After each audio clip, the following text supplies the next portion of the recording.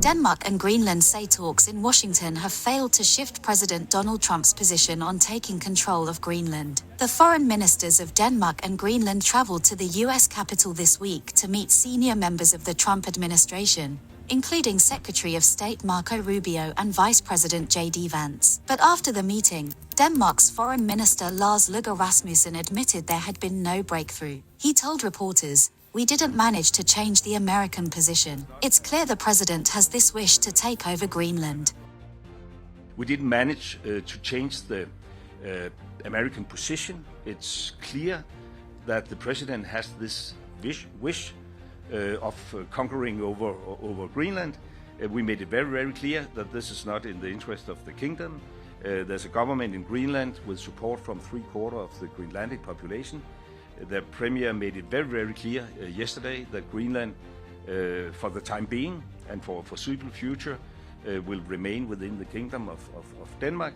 And therefore, this is a common position that we want to work with our American friends and allies, but it must be a respectful cooperation and it must respect the red lines. Greenland's Foreign Minister, Vivian Motzfeldt, said her government supports cooperation with the United States, but stressed that this does not mean Greenland wants to be owned by Washington. She also underlined that Greenlanders themselves must have a voice in decisions about their future. It's very important to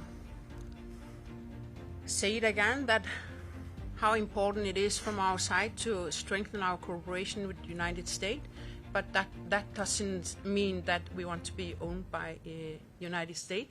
In a social media post, Greenland's official representation in the US said only 6% of the population supports becoming part of the United States. The talks ended with plans to form a working group to continue discussions on Arctic security and US concerns in the region, while Denmark insists its sovereignty must be respected. Despite this, President Trump doubled down on his stance. Speaking at the White House, he said Greenland is vital for American national security and claimed Denmark would be unable to defend the island if Russia or China tried to seize it.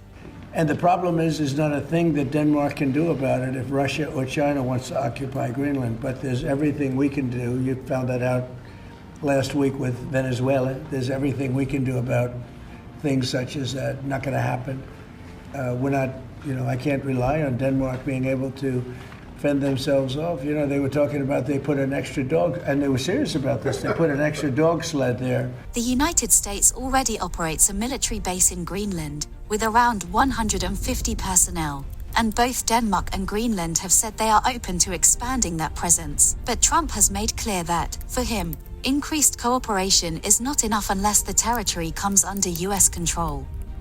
The dispute is raising alarm across Europe, as allies fear it could set a dangerous precedent and deepen tensions in the Arctic, a region already under growing pressure from global powers.